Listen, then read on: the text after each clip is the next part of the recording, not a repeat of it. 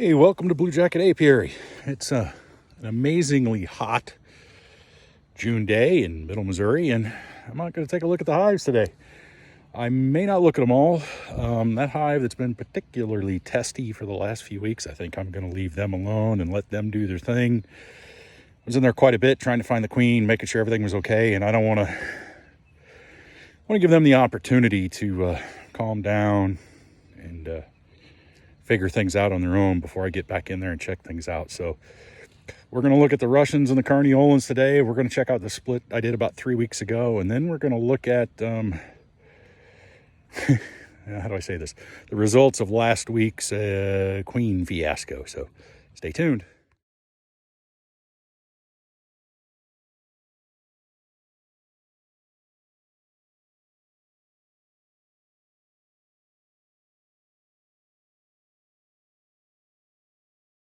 Well, I think it's safe to say the flow is on. I looked in the Carniolan hive and they had one frame that was probably 80% honey, just waiting to get capped. Some of it was starting to be capped. A couple of frames of brood. They're really building out the comb on a couple of frames that were partially drawn, so things are looking good. Things have absolutely picked up in the last couple of weeks. I was sort of worried about the flow this year because we had so much rain at the end of May. First couple of days of June, I was really worried about when it was going to start, but albeit delayed, I think it's on. So let's look at the Russians next. Be right back.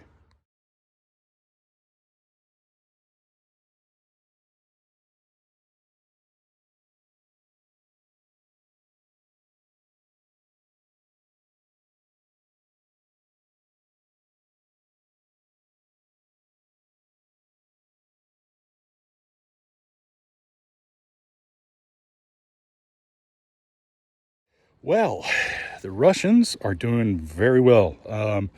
Quite a bit of honey in there. A lot of it's just about ready to be capped. A lot of brood, which again, good to see because the flow's on, which means there's going to be more workers. They can go out, get more nectar, bring it back, make more honey. I think what I'm going to end up doing today is I will probably put a super on both the Carniolans and the Russians just to make sure they don't get the urge to swarm. Give them space to roam, put away some honey. Maybe I'll get some this year. Fingers crossed. I'm not going to go after this other hive here over my shoulder. Only because they've been testy the last couple of weeks. So I'm going to give them a week off. Just going to let them do what they're going to do. I'm going to go look at my split from about 3 weeks ago. Then I'll look at the split that was from last week for the queen fiasco. Stay tuned. All right, this is fiasco. You can see they're not very big. Couple of frames, and that's all, because that's all they were a week ago, and all I did was give them some drawn comb and a queen. And so, they're getting busy, they're working. Oh, hey, beetle, there's no surprise, that happens. Hopefully they'll just keep growing and this queen will just be a rock star, even despite my inept. There's some brood on there, that's good to see. There's not quite as much as I might like, and they're really not drawing anything out yet. I mean, those frames that already had some wax on them, they're sort of working on them, but not nearly as much as I might like. It's not quite as big as I would like, but they started off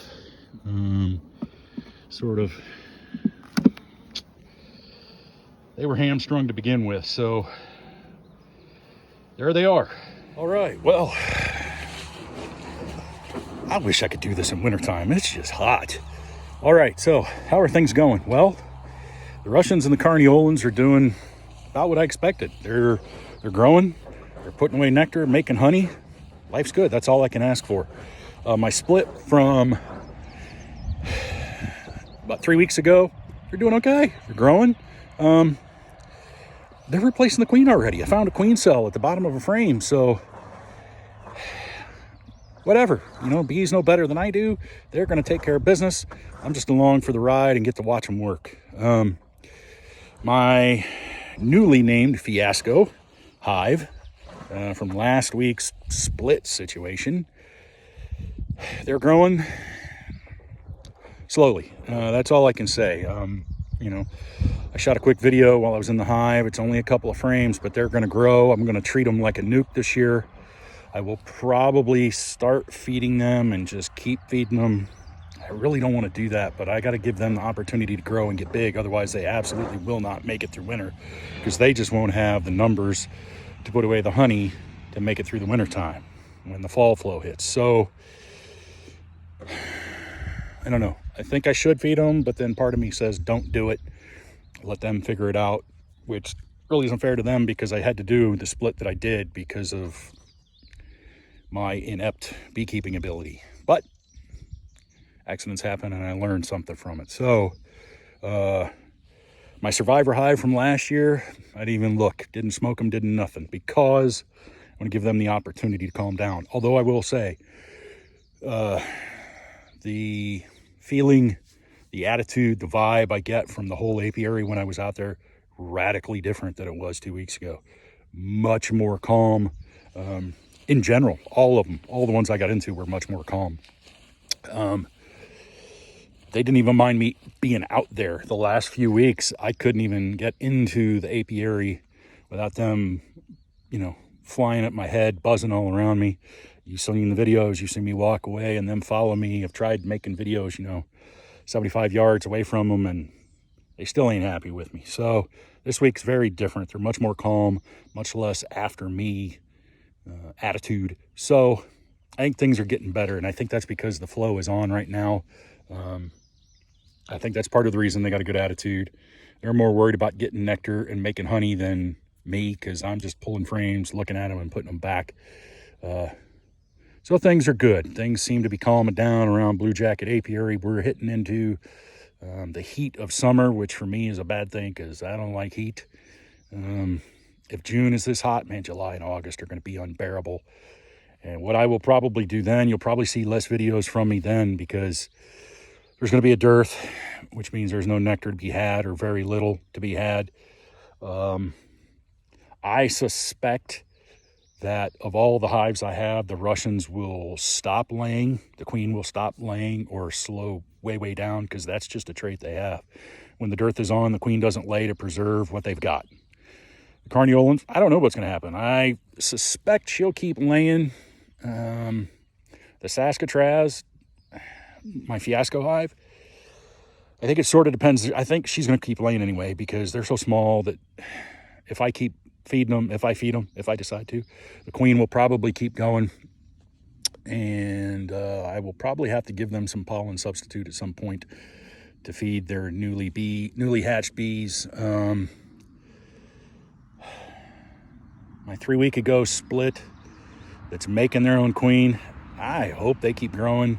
I don't have any idea of the lineage of that hive, because I was taking frames from every other hive that I had at the time and putting them in there.